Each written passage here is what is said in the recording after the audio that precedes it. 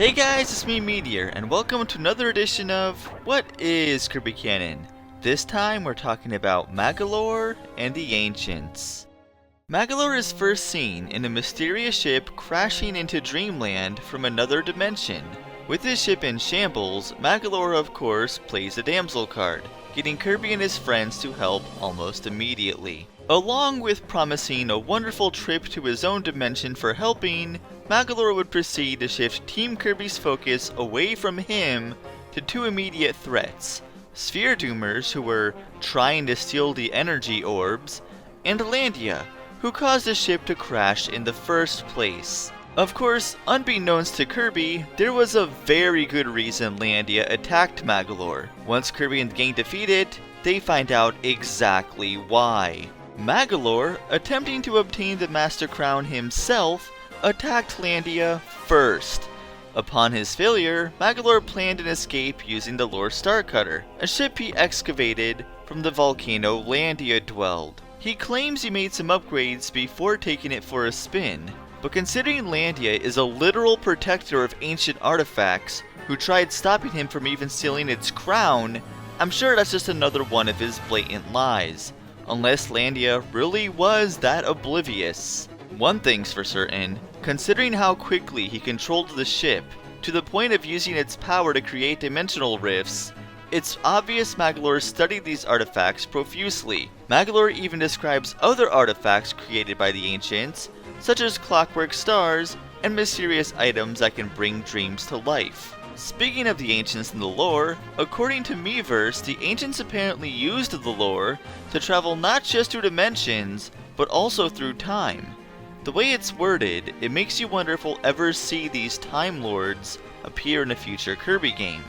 I mean, we've seen the ancient Jamba language, which translates lore as paradise, and we've seen others who likely worked with the Ancients and sealed stuff away, before getting sealed away themselves. Seems like the next logical step.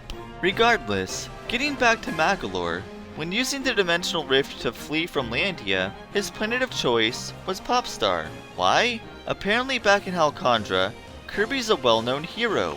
Mentioning some there may have even fought Kirby before. Considering how incredibly similar this plot is to another villain who also used one of the ancient artifacts to try and rule Popstar, one who can also bend space to create black holes and teleport, it's most likely he is talking about Marx. Even if that wasn't the original intention, considering all the official artwork made of them together, along with simultaneous merchandise releases, it may as well be now. Of course, taking a page out of Mark's book or not, his plan was successful, and Kirby did his dirty work for him, thus he finally obtained the crown he sought for so long. Surprisingly, despite the untold power of the crown itself, Magolor was able to control it quite well.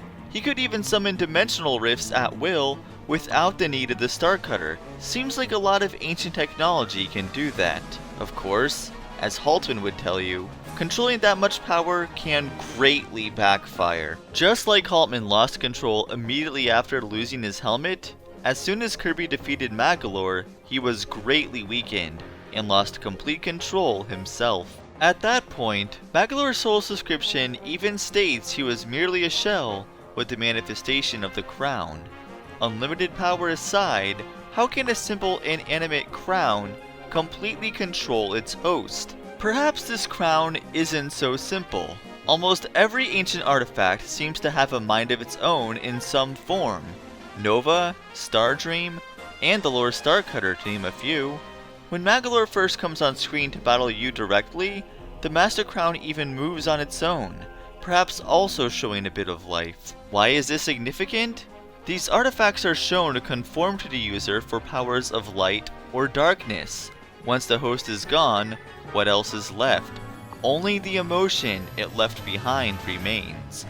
Considering how similar that sounds to another ancient being, it makes you wonder what the source of power is for these objects in the first place. While nothing is confirmed, perhaps Magolor's soul's eye was a clue after all. Even still, as Landia has shown us, with proper training, it's possible to even control said power at will. Looking at the way the crown shines, we can see Landia using it to merge itself into one, Once it lost the crown, it also lost that ability, and remained as 4.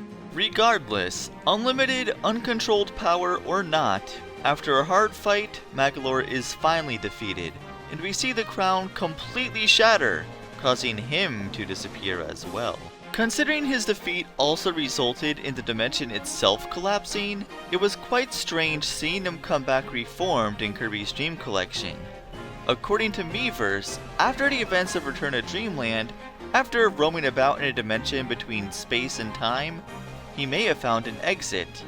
Maybe he escaped with Susie around the same time. It would explain how she got the Sphere Doomer data. Who knows? Point is, he's back, and now is building amusement parks around the universe, including the one in Deity's Drum Dash. Though, reformed or not, these amusement parks seem way more dangerous than they should be. Who knows? Maybe he's not even reformed at all, but just knows if he tries anything funny again, Kirby will once again wreck face with him. Whatever works, I suppose. Anyway, with that, we've talked about everything we needed to about Magolor, so I will see you guys next time.